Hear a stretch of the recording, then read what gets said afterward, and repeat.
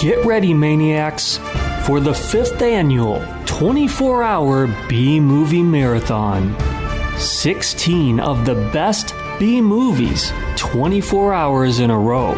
The marathon kicks off Friday night, June 30th at 8 p.m. Central Time. And now, here's Jason Huls with one of his marathon picks. My first movie pick shows you can't keep a good cop dead. I chose Dead Heat.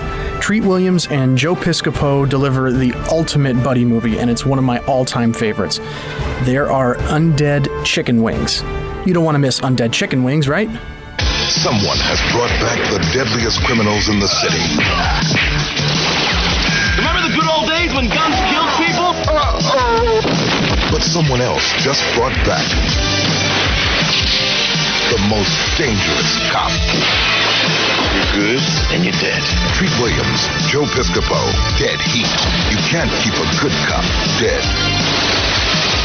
Rated R. The 5th annual 24-hour B-Movie Marathon. Live, Friday, June 30th, 2017, 8 p.m. Central.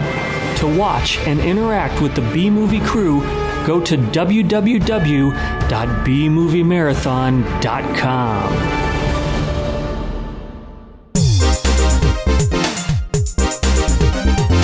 Do you long for the days when movies were about small towns that forbid just the most common human acts, where the parents of a town would fight against the evil thing of maybe dancing? Well, this is perfect, because this movie tonight is called Joysticks, and someone in this town hates video games. And here's one thing I can tell you about this upcoming episode is, it's a totally awesome B-Movie Mania! That went exactly how I hoped it would.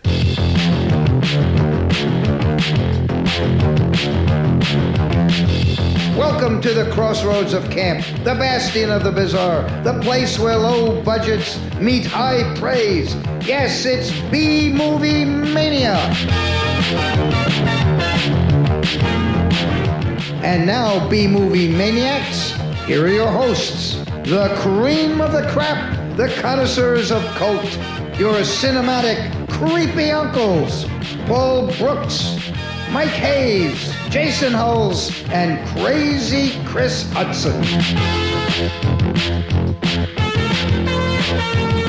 Well, ladies and gentlemen and nerds and nerdettes and anything else, welcome to this week's B-Movie Mania, the podcast where we watch B-movies and love the shit out of them.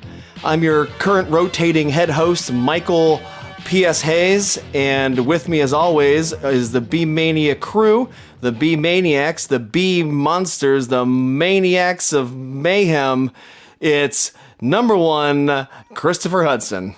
Hey, the name is King Chris Hutson.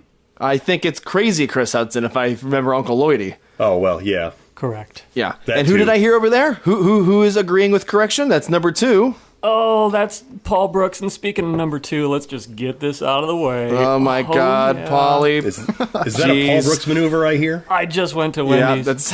Oh, And then damn who it. is that was disgusted at the end there? Number three. I'm Jason Huls. Do you have a cool nickname, Jason? A cool nickname? Yeah. Just Jay. I thought Jay was his nickname. No, that's his birth name. He was born with a single letter. Jason Huls is my nickname. Oh, okay. It's all one word, right? Right. Well, hell, why don't we just get a real quick take before we get into what this is? Quick takes. Quick takes. Quick takes! Oh, Jesus. Well, Jay, what was your initial quick take on this?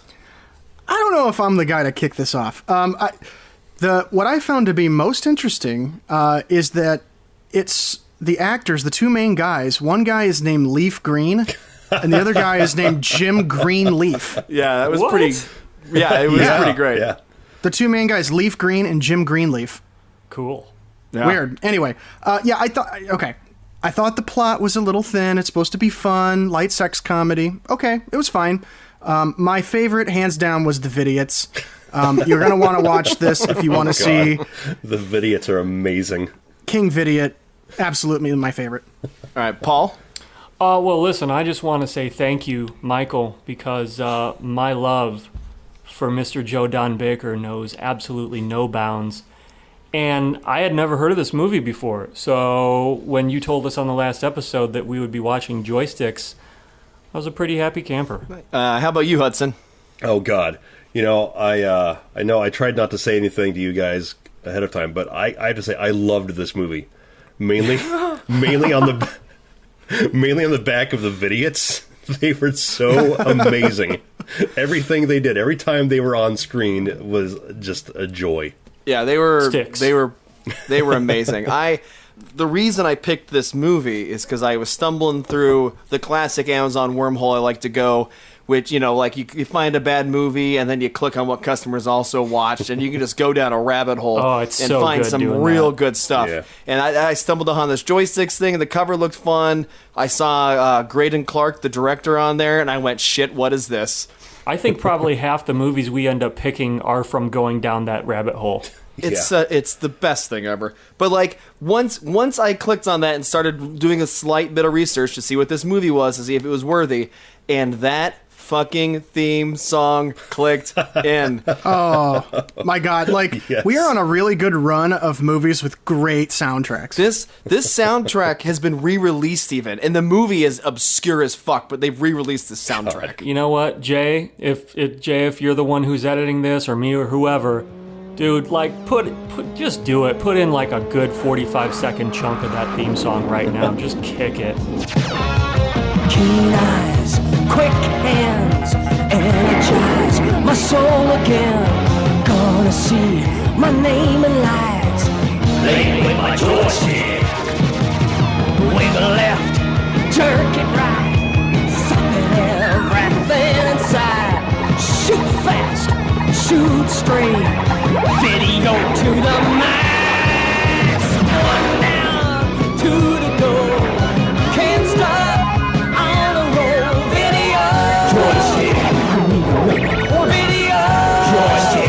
Let me have a quarter.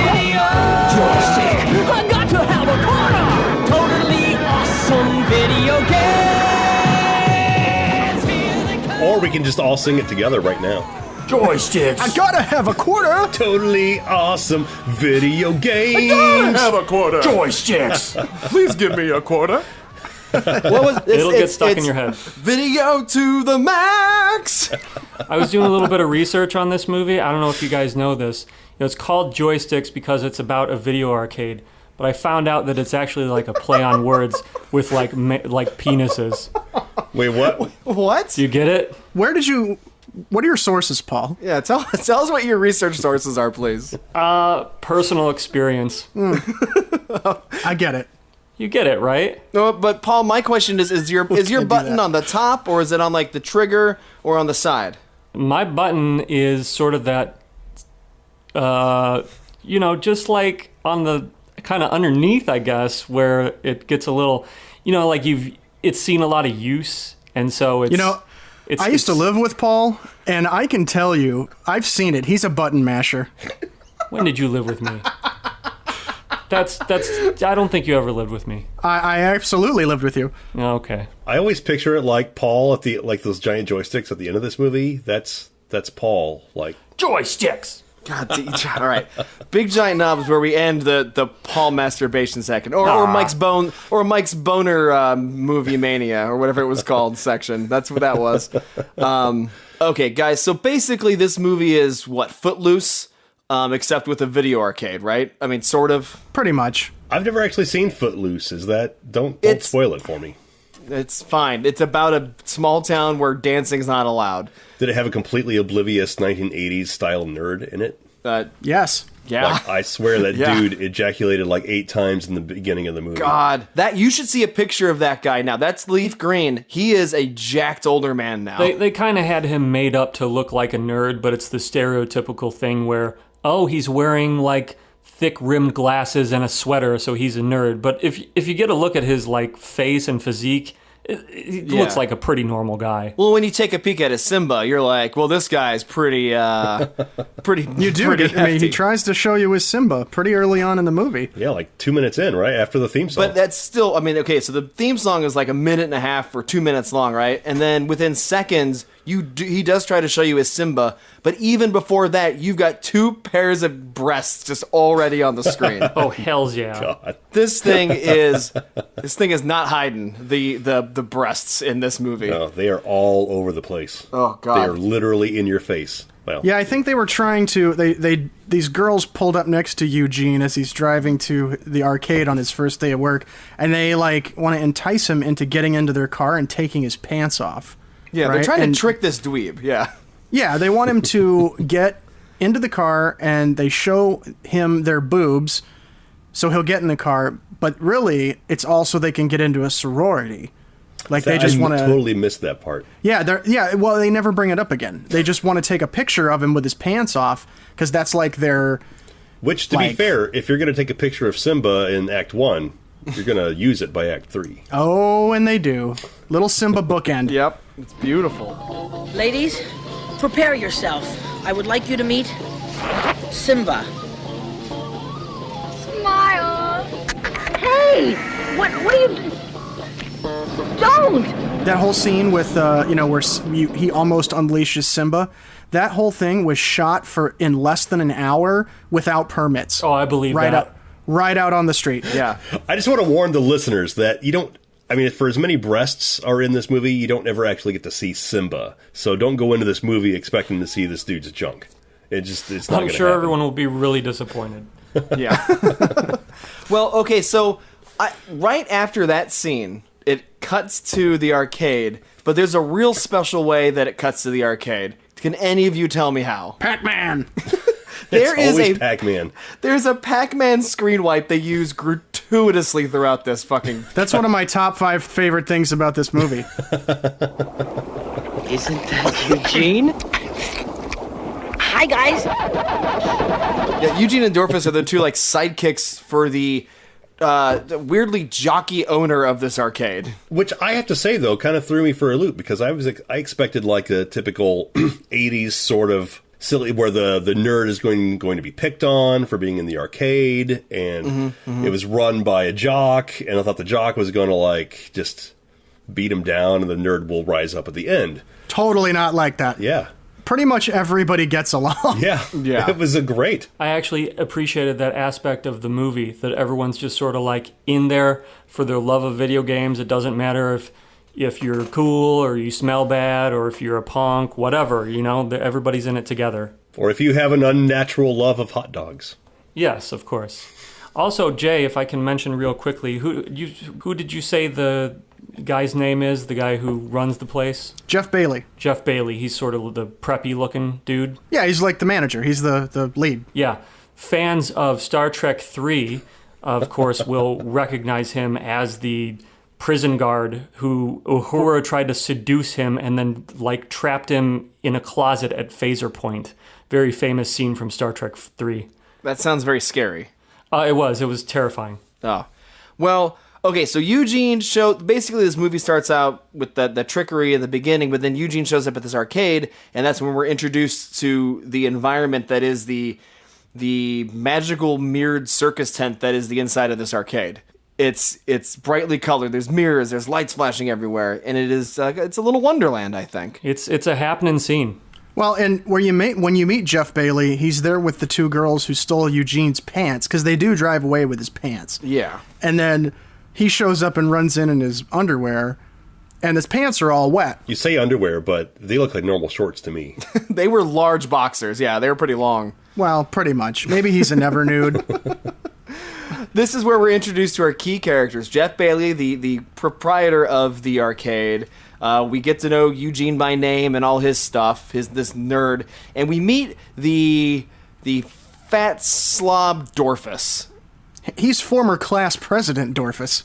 Only took him a year to slide down. Yeah. What got him so out of shape, Chris? Do you remember? God, video games, right? Was that it? It was video games.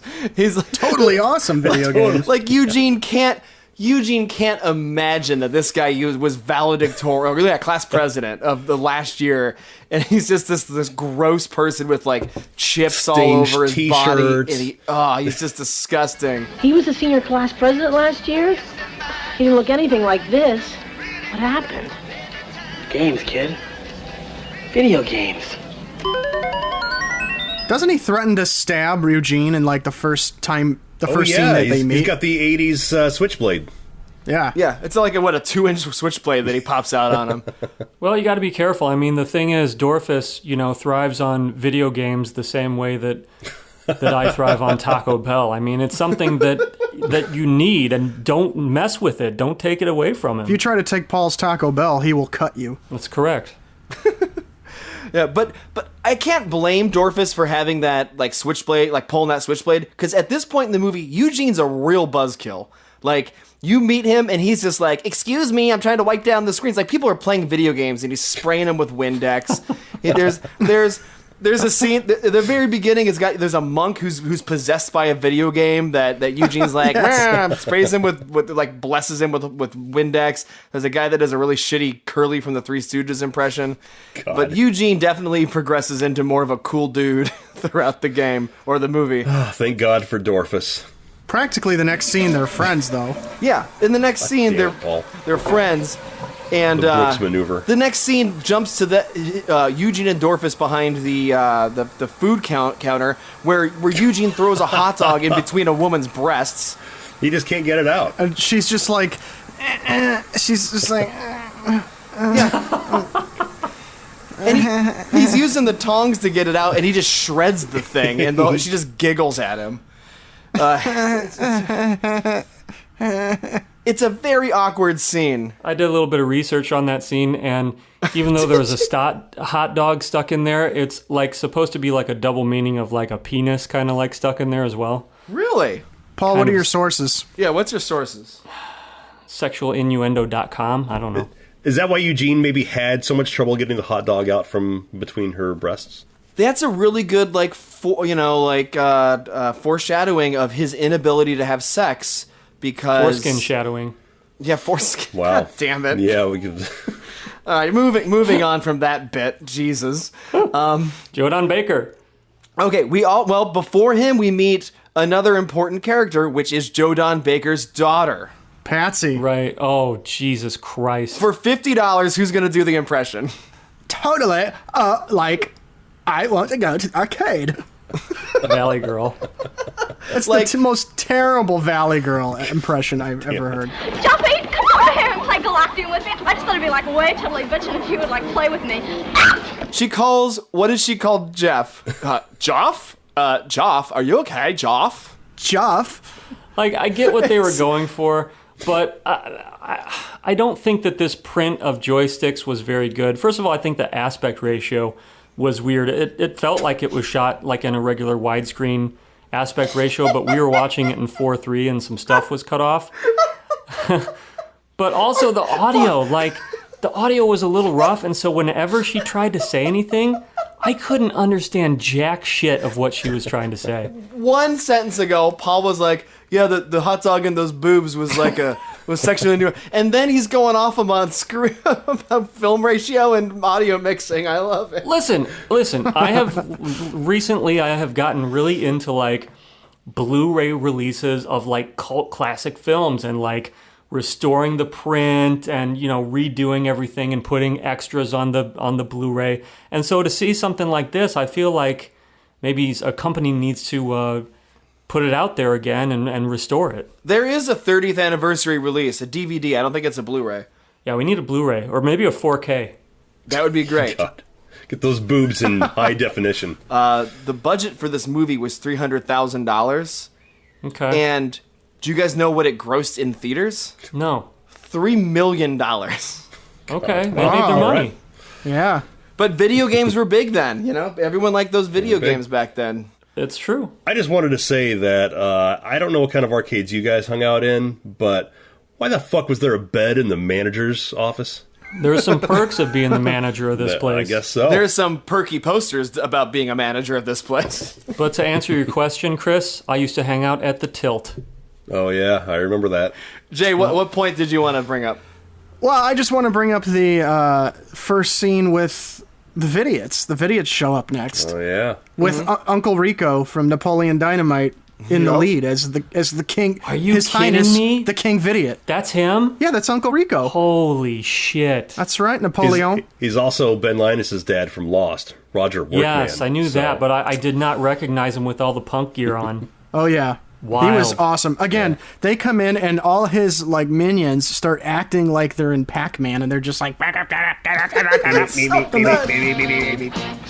game!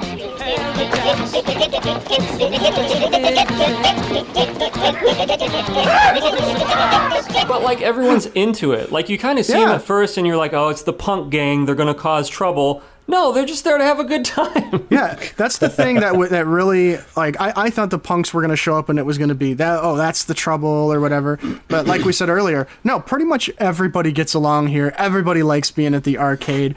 And it's all good. It's a good vibe. Yeah. Although, I gotta say, King Vidiot is a little short-sighted, though, as we'll find out a little bit later. That's true. Well, that's true. But in the beginning, he's almost like a sweet guy. Like, at some point later, there's a party and he is not invited, and he's almost like sad and offended that he wasn't invited. And I totally understand that. We'll get to that. We'll get to that. I get it. But what you want to talk about is after Joe Don Baker has showed up and got his daughter back. No, that's when Joe Don Baker shows up to find his daughter. Yeah. Right. I guess, like, he just knows she's down there and then comes to get her.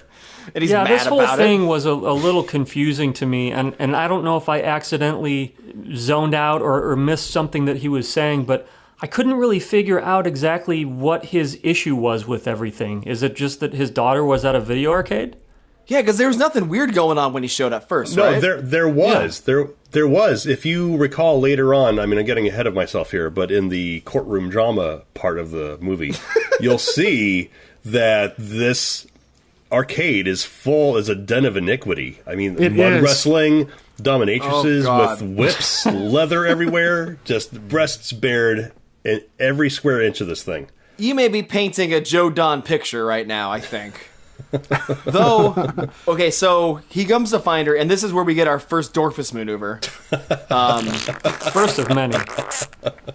There were so many Dorfus maneuvers. Dorfus Maneuver!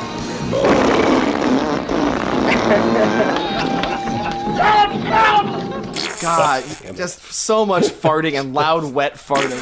Dorfus farts alone will get you pretty buzzed. Yeah. Yeah. But if you're playing by... That's our valedictorian. If you're playing by those drinking rules, the next scene... Okay, so Joe Don Baker leaves, and then... So the two girls from the beginning are with Jeff, the proprietor, and they're like, what do we do now? And he tells them they all get excited because they're going to go play a specific video game.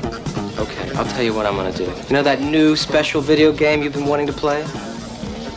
You show me the picture, and we'll go in there right now and play. Strip video? You got it. Strip video. It's like Pac-Man, but stripping.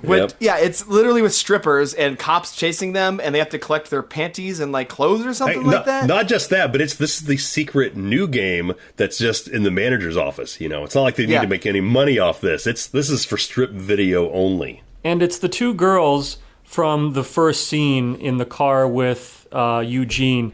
So it's basically like Greydon Clark found two girls who would show their boobs and said, okay, you're going in every single scene where we need boobage. Oh, absolutely. I feel like that's something you would do, Paul. Absolutely. That's why I enjoyed it. Yeah, okay. Yeah, so did you guys catch? So it's just a bunch of gratuitous boob jiggling throughout this whole scene. Yes. Like just full frame. Did you guys catch the background music? No. Shake it around. Oh, yeah. Yeah, Shake It Around is the song. It is just literally about shaking boobs.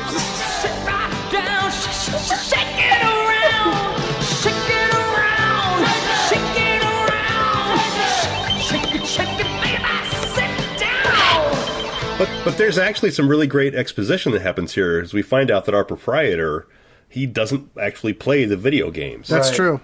Major plot point. Yeah. This is the first and only time that major plot point is subtly whispered at the audience. But you know what? This scene where Jeff has the girls backstage or whatever, like there's a larger point to that because Dorfus and Eugene sneak up to the roof and they put a fire extinguisher up to the like pipes and stuff, and they blow the fire extinguisher into the office so everybody thinks that there's a fire.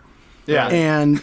And see, I thought that they were just pranking Jeff, just because it'd be funny. Yeah. But Jeff is actually in on this. Which is creepy, right? I thought it was cool of Jeff to help Eugene kind of get his, Oh, he's constantly trying to get Eugene laid.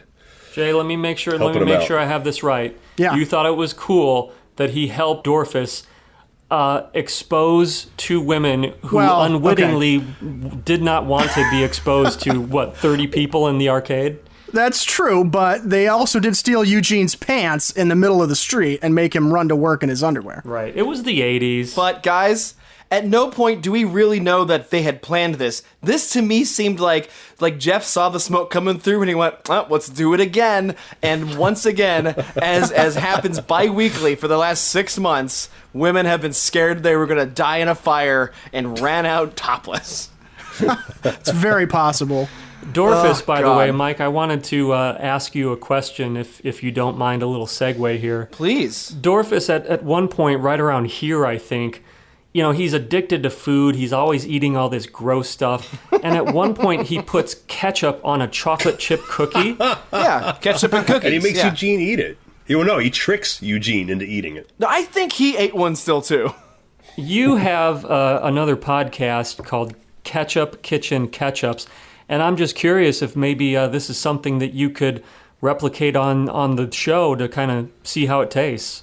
Yeah, I'll do a crossover episode. Maybe the week before I'll do one to help maybe give this podcast some of that ketchup bump. Yeah, there you go. How bad could it be? Squirtle of Heinz on that bad boy.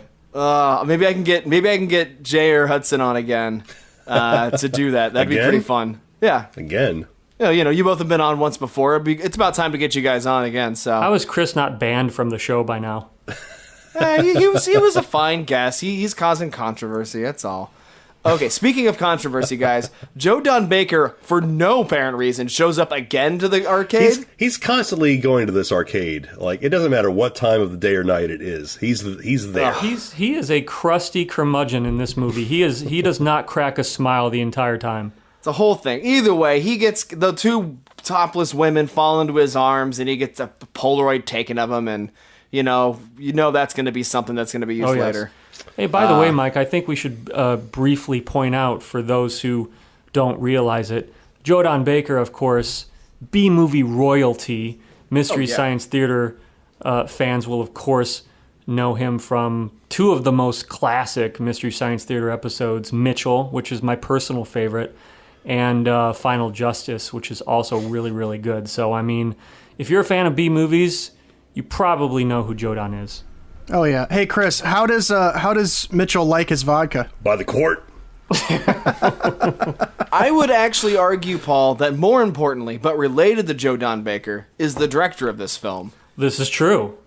Greydon Clark is also MST3K royalty, though I don't think they ever mention his name in an episode, but Final Justice is directed by Greydon Clark as well. And of course, Mike, one of your favorite and my favorite B-movies of all time, Uninvited, is directed by Greydon Clark. Yep. The man is, he's a saint. He literally, I was watching this movie with my roommate earlier, Seth, and we were wondering about Leaf Green, whatever, Dorfus, what happened to him, because his movie credits stopped in like 1986. So Seth is like Googling around trying to find stuff, ends up on Greydon Clark's website, sends Greydon Clark an email. What? Hey, whatever happened to Greenleaf? And within half an hour, Greydon Clark responded. You're shitting me. Not shitting you. With I'm very sad to inform you, but he passed away about a year ago. Oh, wow. Shit. Which is just like, he must have got that on his phone. It pops up and he's like, shit. I got not again. All right. Anyway, guys, we got to get back to this movie. Joe Don Baker's nephews, guys. Oh, Max and Arnie. The two dumbest sidekicks I've ever seen. Max, we gotta look and act like these video game pinball players so we can check out the place and they won't notice it. Okay. Max, you got it? Uh-huh. You got it? Yes, it's Maxine. I'm gonna lay you out. This is where they go in and into the arcade and drag, right, to scope out like what's going on. This I love too, because when they show up, and one of the I think it's is it Arnie in drag? I don't know. One of them's in drag. They're both couple and ugly they run motherfuckers. They run into the Vidiots outside, and King Vidiot is in love with the one that's in drag. King Vidiot is so into her. Into her. And then when they go inside, he's so in love, he collapses to the ground holding his crotch. That was the moment I knew I wanted a full King Vidiot movie. How did you feel? How did you feel, Jay, when they met again, but this time the psychic was not in drag? That was funny. That was funny. Great. It was great. And it was one of those things where it took me a second to get the joke, and so I had like delayed laughter. Yeah. He pulls him in. And he's like, "Do you have a sister?" No, and then throws him away. Like, it's just a real quick question, but it's really good. By the way, guys, there's a pretty famous video store here in Los Angeles. If you live in the Los Angeles area and you're into cult cinema and that sort of thing, you're probably familiar with it. It's called Vidiots, and so I'm wondering if there's any chance that they took the name from this movie. Wow, I bet they did. It's possible. Yeah, I have no idea. Well, if I may gloss over a thing real quick, we just to help push this along. There's so much in this movie. The sidekicks, like, they show up, they come in and drag, they decide they come up with this really dumb plot that they're gonna steal all the video games from the arcade, right? But Eugene overhears it, so they all come up with an idea to stop them. And they said they were going to steal all the video games, and they said they were going to do it tonight. Jeff, we got to call the police. No, not while my grandfather's out of town. I don't want the police to know anything about this, but I got an idea. Well, they let them steal every single video game in the arcade. They load every single video game onto the truck. I mean, obviously, that's what you would do. And then, Paul, I mean, I think you know what I'm thinking, but I would also have one of the video game players siphon the gas out of the gas tank of the truck so they can't drive off. I mean, it makes total sense. I don't know what your problem is, Mike. So they siphon the gas out. The two sidekicks argue about the gas that they put in. They go walk to get gas, and at that point, everyone unloads the truck. Yeah, but hold on, back up a second, because that's major right there. Everyone at the arcade was counting on the fact that both of them would go to the gas station to get a little bit of gas. Yeah. The whole thing would have been blown if they hadn't. So their whole plan is convoluted and weird. But Jay, can you tell me about what the fuck the B team was doing? Oh yeah. I mean, Dorfus and Eugene? Yeah. What was their part of this plan? Oh, this was great. They're going to go to Joe Don Baker's house. They're going to break in and look for, like, dirt. That's just the plan. I would say that's the A-team right there. Yeah, maybe the A-team. And so, but here's the thing that gets weird, is because they put a ladder up, they shimmy into Joe Don Baker's bedroom, and his wife is there sleeping, and Eugene, like, falls into her, and this is where Dorfus just is like, hey, rape her. He is always quick with a rape joke or a suggestion. Yeah, he's like, well, you've got to get laid, right? Here you go. And, like, what? No. The actress who played JDB's wife, Mrs. Rudder, I think her name was Morgan Lofting, she did the voice for the Baroness on G.I. Joe, which, if you're not familiar, was this cartoon character who dressed in a full body leather cat suit and had these, like, dark hair. Chris, thank you for ruining my image of the Baroness now forever. Paul, I don't see what the problem is. Not my cup of tea. Yeah. Well, okay, so she grabs she's got makeup, not makeup on her face, but like cream, and she's looking all crazy, and she grabs Eugene and totally wants to hump him back. So she just won't let him go. Who's raping who here? I mean, good question. She's like sleep raping Eugene. So yeah. She thinks it's Joe Don Baker. Yeah. She doesn't know it's Eugene. It's like that bumper sticker that people like to put on their cars when they rescue animals. It says, "Who rescued who? Who sleep raped who?" God. So to make matters more intense, Joe Don Baker gets home and comes up into the bedroom while his wife is still just clutching Eugene. And Dorfus has to hide. And, of course, he farts on his way out the door. Of course. But he not only does Joe Don Baker come home and take his clothes off and then get into bed with his wife and Eugene in this like the throes of unwanted passion with each other. But like he doesn't understand what's happening. It's so much disbelief that has to be suspended. I don't understand how any of this was supposed to be even remotely believable. And that's what makes this movie so great, because none of it makes any goddamn sense. Yeah. Well, okay, so Dorfus actually comes up with a pretty good plan to get out of this whole thing. He just knocks on the front door and starts trying to talk to Joe Don Baker about anything. Well, sir, now is the time for safety. In our country today, if you want to get out safely, you better act now. Do you understand? Hey, what are you crazy? Why are you shouting?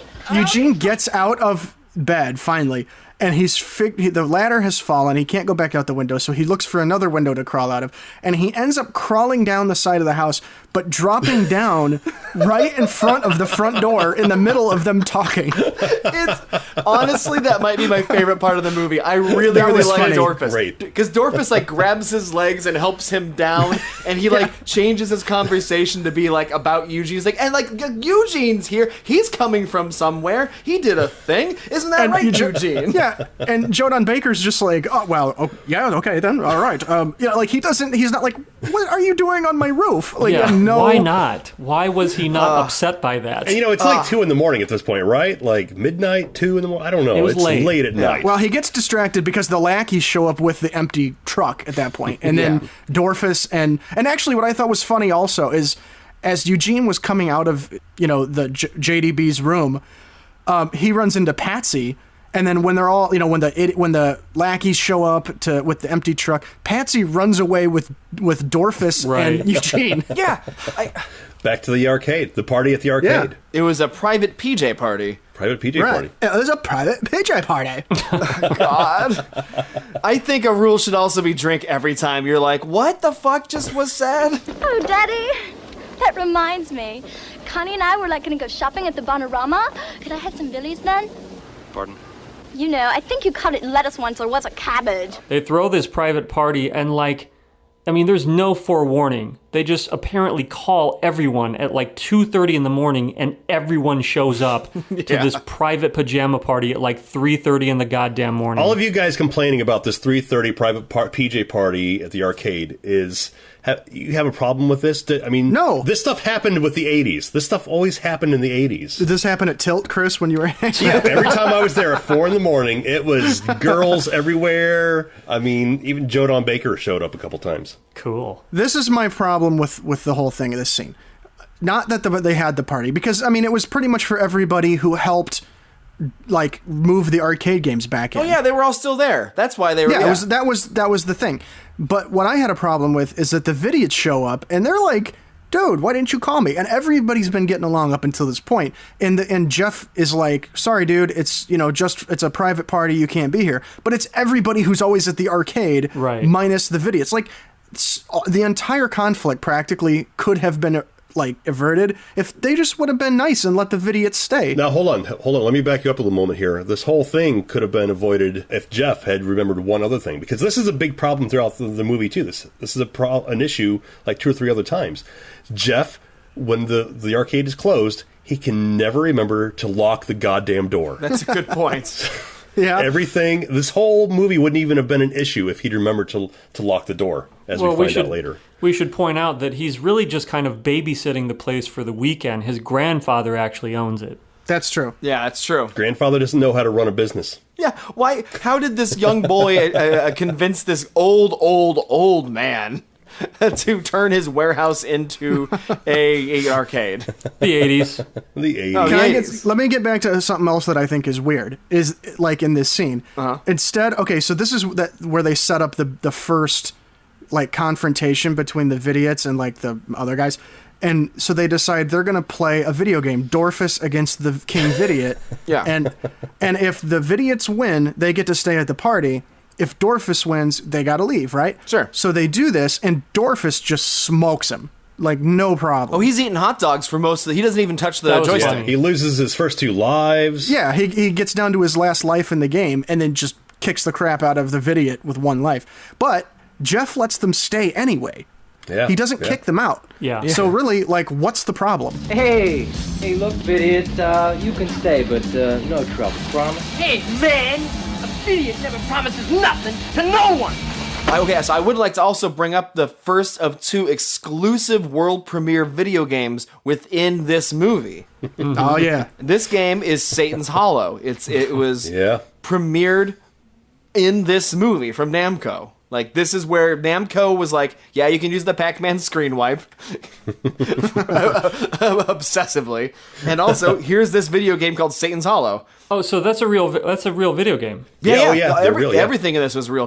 That stripper game is a real game. Wow.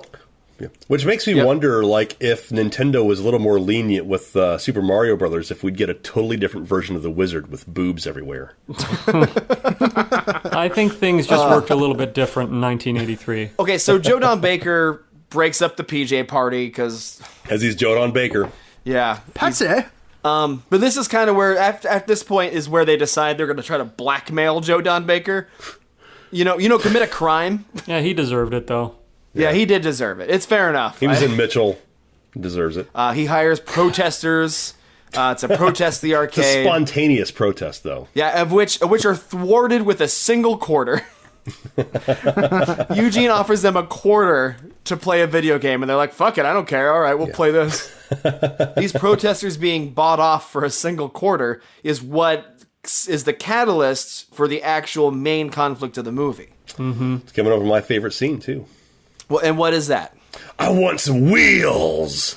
There is foreshadowing about the Vidiot liking wheels. Well, he beats up a little girl's bike. Yeah, which seems like he doesn't like wheels as much as he says. He gets mad. He gets mad because Jeff let these protesters in, and the King Vidiot thinks that's like Jeff selling out. Yeah, he's like, I don't want to play with all these old people. That's a much better conflict than not letting him into the party, which he lets him into anyway. Right, like that could have just been not really a thing, but they kind of get into it, and the Vidiots leave, and that's when King Vidiot beats up a little girl's bike in the parking lot. Pretty viciously, like he manhandled that thing. Get ready, Maniacs, for the 5th annual 24-hour B-Movie Marathon. 16 of the best B-movies, 24 hours in a row. The marathon kicks off Friday night, June 30th at 8 p.m. Central Time. And now, here's Mike Hayes with one of his marathon picks. Night Flyers. Let me give you a little heads up on this. One review of the movie Night Flyers is, depending on your stomach for graphic violence, you might find this intriguing or repulsive. So, please love it. This is probably too long a commercial. Maybe Jay edits it. Maybe he doesn't. I don't really care. 8 scientists on an unauthorized mission. Would you have come if you'd known the truth? Aboard a possessed ship, controlling them. If only we can communicate with them. Watching them. But he wants to hurt you. Despising them.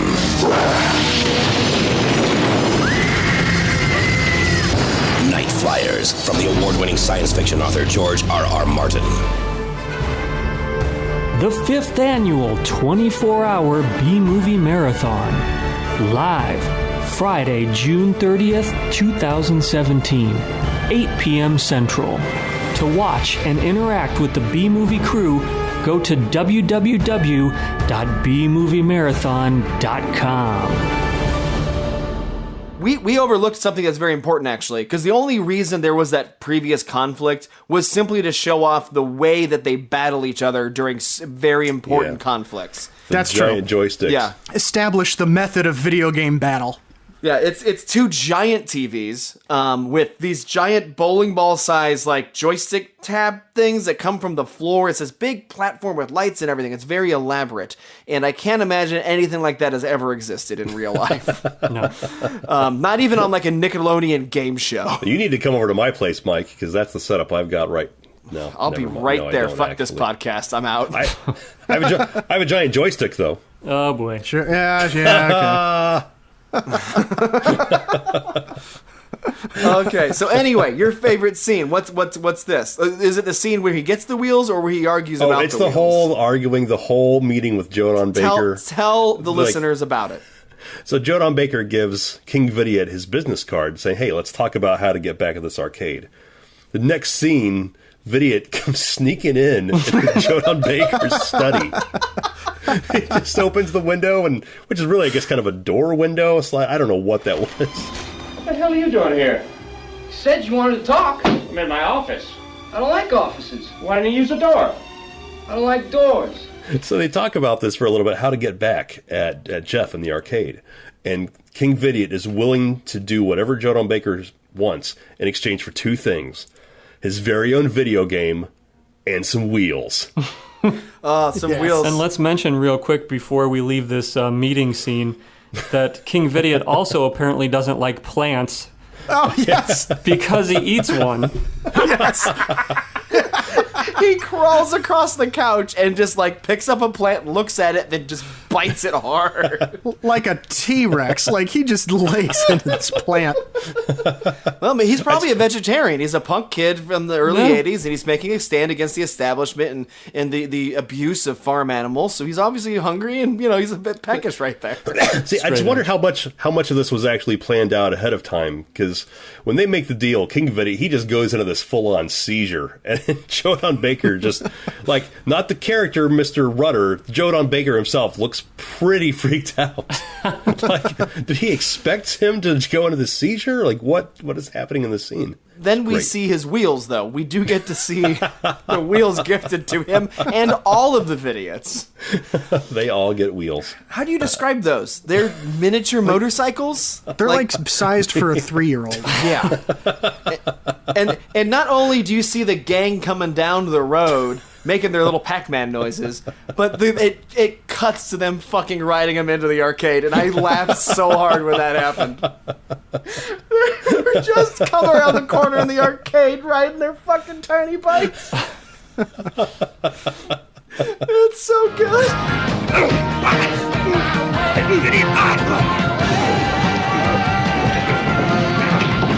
Hello, operator. Quick, give me the police. This is an emergency. This is about where shit happens and they get taken to court, and there's a courtroom scene battle. It's not even really a courtroom battle. It's played out as a courtroom battle, but it's like the city council calls a meeting. And this is where Jodan Baker goes on and describes the filth and the decadence that is commonly referred to as video game entertainment.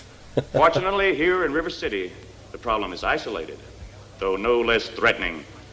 The trouble right here in River City is Bailey's Video Arcade. Yeah, all right. For some reason, they use that Pac-Man wipe about 50 times in this goddamn room. For every witness. They were like, hey, we got the rights to it. We're going to use it. At some point, Jodan Baker paints the picture for the audience of this town hall meeting of what the arcade is like. And if you would please enlist why don't we all go around and mention some of our favorite parts of it? Let's, like, Chris, Jay, then Paul. Let's do this. Well, I've already mentioned the mud wrestling, but Jeff is there holding the two topless girls, again, topless in every scene, holding them with what, like chains? Holding them by chains. They're like dominatrixes or something. Yeah. Jay, what did you like? I was going to say the mud wrestling, actually. Yeah, what about you, Paul? The courtroom scene, favorite part? Well, in that sequence, that dream sequence. The whole thing, probably when it was over with. I'm like, I'm trying to get through this movie. The last thing I need is a courtroom-like spin-off. The best, my favorite part of that evil view of that dream sequence, though, was it pans over to Eugene, and he's dressed up all studly and kind of punky, and he's like making out with topless women. But there is a sign shaped like a dick that says, Progenitor, the sperm giver. Oh, yeah. I didn't notice that. Damn it, I gotta watch this again. Yeah. You gotta watch it again. Then Jeff gives the exact opposite view of it when it's his turn to testify. It's like practically at the pearly gates with everyone's in white flowing robes and practically wearing halos. Even Dorfus, he's talking to a priest. He does a maneuver and does tell the priest, thou who smelt it first, dealt it first. Kids play with their joysticks day in and day out, jerking them back and forth. Sweet. sweating on them, and they don't even clean them off when they're through. Their joysticks are a hotbed of germs. Well, you got to mention the nurse. You got to mention the nurse and all her innuendo. Joysticks are a hotbed of germs. Germs. Lots of sexual innuendo right there. What's that? What was that, Paul? What is that? I'm sorry. Did you do research on this too? I did a little bit of research, and it turns out that, well, the nurse thought that she was talking about, like, video game germs, but everyone else in the courtroom took it to mean that she was talking about dick. Penis. It's a double meaning. They do another game off, and so they're gonna do the same thing they did with the video before with the big displays, and also with another exclusive game from Namco, world premiere, Super Pac-Man. I played it. So Jay, what is the agreement that they have for this final showdown? It's going to be Jeff's guy against Jodan Baker's guy. It's going to be Dorfus versus King Vidiot, round 2. And if King Vidiot wins, Jeff shuts down the arcade. And if Jeff wins, Jodan Baker can't give him any more crap about the arcade ever again. Yeah, it's one of those classic agreements where one of them makes sense and the other side is just like, but you're just agreeing not to be a dick anymore. Right, like it doesn't really make sense. Yeah. But things get complicated because then Dorfus goes missing when the nephews kidnap him. Yep. Which we don't know about at first. He just goes missing. Yeah. Right, they just can't find him, and then I think Eugene has to go find him or try to find him. Yeah. So instead, the agreement comes that Jeff's gonna play a video game again. Which made no sense to me. That would be like if your star quarterback got injured and so you put the coach in the game instead. But no, hey, they explained it though. Jeff used to be really, really great at video games. Right, like in Act 3, we start to get Jeff's backstory. Everything was wonderful until I looked into a video screen and there was the reflection of her father. Eugene, it was awful. It is the most unbelievable thing I've ever heard. What, you think banging your girlfriend in an arcade is unbelievable, Paul? All right, fine. I'll just say it so that we can get through it quickly. He decides that him and his girlfriend are going to do it for the first time. It's both of their very first times. And they're in the arcade. They got like candles lit and shit. It's late at night or whatever. There's so many candles. So many candles. I'm and surprised there's like the place didn't burn down. About to be penetration when he looks into the reflection of a video arcade machine and sees his girlfriend's dad like angrily staring at him. Right? Do I have that right? Lock the damn door. Don't let any people in. Yeah, really. Like, how did he get in? If it's clearly they were closed, I would hope. Well, they weren't closed. Probably though. not. And so then he gets like somehow traumatized from that. I don't know. Like, I'll never play video games again. Wait, did you say about the dad coming into the room? Yeah, the dad actually came in the room and like slapped her around a bit. It was really abusive and scary. It was a very, very strong and powerful scene. It was very emotionally. Yeah, and so when every time Jeff looks into a video game screen, he sees that man slapping his ex-girlfriend. Yeah, like it's pretty fucked up. Also, within this scene is just a ton of close-ups of boobs, just like super close-up boobs, extreme close-ups of boobs, and male nipples, which was kind of all throughout male the movie. boobs. Yeah, and man nips. He was ranking for both, by the way. Don't forget. And so, thankfully, through Eugene's training, he gets him, like, Eugene's reading game strategy manuals while Jeff is literally doing push-ups.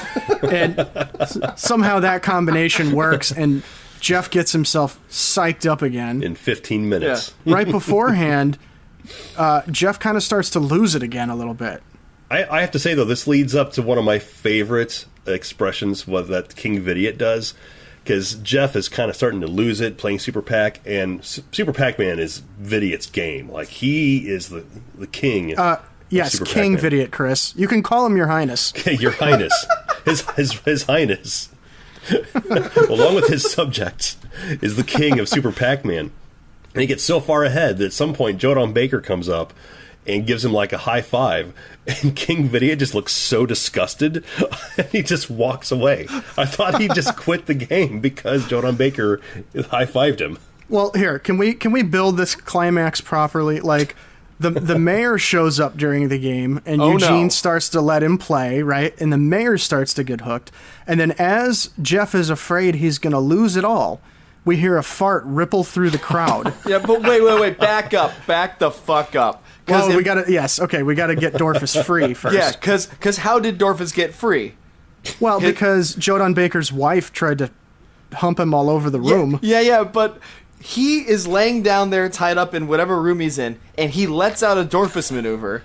She hears it or smells it, one of the two, and comes running down the stairs and, like, then tries to fuck him.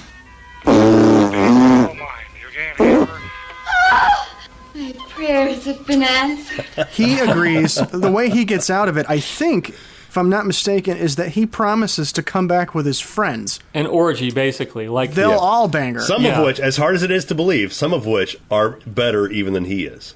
Yeah. So she frees him. Then he goes to the arcade to try to save Jeff. And when he makes his entrance, it's the exact same thing as Stone Cold Steve Austin's music hitting when that glass shatters. You know it's him. When you hear that Dorfus maneuver, you know who's in the building. Everyone turns around. And so you'd think that since the deal was that Dorfus was supposed to do the challenge, he can take over for Jeff, right? Well, that was the idea. He can, yeah. But Eugene has a better idea. What's that? Oh, make Jeff go through with it. Get pushed through his fears and beat King Vidiot at his own game. He has to, basically. He has to. Jeff has to see this through in order to get over his trauma. Eugene's looking for the deeper purpose in all of this. Yeah, Eugene's back to being a fucking buzzkill. But fortunately, Jeff pulls through. That's true. Jeff does. Well, because King Vidiot just walks away. Like Chris said, he walks away and he's just like, there's no way he'll catch up. And then effectively the movie ends within like a minute 30. Yeah, it all goes pretty quick from there. Grandpa shows back up with a hot nurse. He makes a weird, creepy grandpa joke about getting Eugene laid. He brings Sandy back. He brings back Jeff's girlfriend. Oh, yeah. Who, by the way, has no lines. She just looks at Jeff, and they're happy. She's a playmate or something like that, if I remember right. And she was naked. And she was naked in that flashback where we learned Jeff's backstory. I mean, it's true. But the scene Paul hated. I think all the wounds on her face healed. Yeah, so she was okay. Grandpa actually makes a joke about. He tells Dorfus, "Hey, tell your friend here that this nurse is taken," and then he like feels her up. And then Dorfus says, "But Grandpa, he's got a condition." And Gramps says, "Well, hell, that's obvious. Somebody got to get this boy laid." That's it. Almost the end. They One get more him scene. a dominatrix outfitted Joe Don Baker wife. Seriously, I think she was playing the Baroness in that last scene. Yeah, I was just going to say, pretty close. We bookend it with Simba. Oh, yeah. He's going to show her Simba. Which, Paul, you did some research, right, to exactly know what Simba is? Yeah, I did some research on that, and it is an African term for penis, which means that the Lion King borrowed this terminology from Joysticks, so Simba is actually King Penis. Paul, cut that part out. Rating time. All right, guys. Well, why don't we get into ratings here? Drinking rules. No, sorry, wrong segment. Okay, guys. Well, why don't we go ahead and rate this between 1 and 100 Dorfus maneuvers? Makes sense. Yeah. Well, Paul, since you understand, why don't you go first? You know, it's very interesting to me, and even as we're talking about this, I'm having a little bit of a tough time with it. It kind of gets under your skin a little bit, and we're sitting around talking about it, laughing a lot. So I'm going to go 55 Dorfus maneuvers. Very nice. Hudson, what about you? You know, I basically watched this movie by myself and enjoyed the shit out of it. I thought this was a really fun movie. It would be a lot of fun to watch with friends. I drank a little. Well, you know, I'm not going to hide that, but it was a lot of fun. This may be my favorite movie that we've covered for this podcast. Wow. Wow. I'm going to give it 90 Dorfus Maneuvers. Whoa! Yeah. That's a lot of wet farts. Wow. I didn't think I'd enjoy this movie going in. I had pretty low expectations, and it blew all of them away. And then King Vidiot comes along, and it's just, oh, this movie's amazing. Maybe it's the type of thing where, like, there's a handful of movies that I have watched once, and I'm like, okay, whatever, I get it. But maybe it's the sort of thing where if you watch it a third, fourth, fifth time, you kind of start to get into those little subtle cracks of the movie, and maybe it gets better and better. Who knows? Jay? Yeah, it's funny. I feel the same way. Like, I watched it, and I was just kind of like, meh. Like, it really didn't do a lot for me. But yeah, talking about it again, it seems like it's a little bit more fun than what I remember. So I would recommend watching it with friends and booze. Mm-hmm. Yeah, so, I mean, I'm not going to rate it super high. I think I was a little disappointed that Jodan Baker wasn't fun Jodan Baker. Mm-hmm. Though I really liked King Vidiot and the Vidiots. I thought that was cool. I would have liked more of that kind of thing, like more kind of craziness. So I actually have it in my notes as well for 55. Okay. I see. Well, I can attest that if you watch it more than once, I did pick up on more stuff. That's where I noticed that, what was the sign called? The pregnate or the sperm giver sign and stuff like that. I watched it last night and again tonight. And I had more fun the second time watching it. Because I think, you're kind of looking at the surface of this movie, and you're trying to see what's going on. It kind of sags a bit with the court scene, and the little bit, it's kind of a little saggy. But I had a lot of fun, especially the second time watching it. I'm going to give it, I think, a very understandable 69. Okay. And it does have a good built-in drinking game. Oh, yeah. So, I mean, there's some rewatch value in there. Well, guys, thank you for watching this with me. I had a lot of fun. But I think it's time to move on and move past Joysticks and find out from Mr. Chris Hutson what's happening next week. On the next episode of B-Movie Mania. On the next episode of B-Movie Mania, It's got mustaches, it's got snake slapping, and it's got a jean jacket wearing dude named Lando. If you've ever wanted to know how a throwdown with the Prince of Darkness would go down, you gotta watch the 1983 Filipino movie, The Killing of Satan. Oh my God. What? So the full movie's on YouTube, so catch it there before it disappears like any hope of sanity from the first 10 minutes of this film. I mean, I had to buy the DVD because it looks just fucking amazing. Do you think they go into Satan's Hollow? Oh, I bet they do. I hope so. With some giant joysticks. listen up, Maniacs. Do you have a question or a comment? Would you like to send some bourbon to Uncle Lloydie? You can contact the gang on Facebook at B-Movie Mania. You can also drop them a line at bmoviemania.com. Reach out. Touch them. They're touching themselves. And they might just reach back. I'm Lloyd Kaufman saying, see you next time on B-Movie Mania. Woohoo!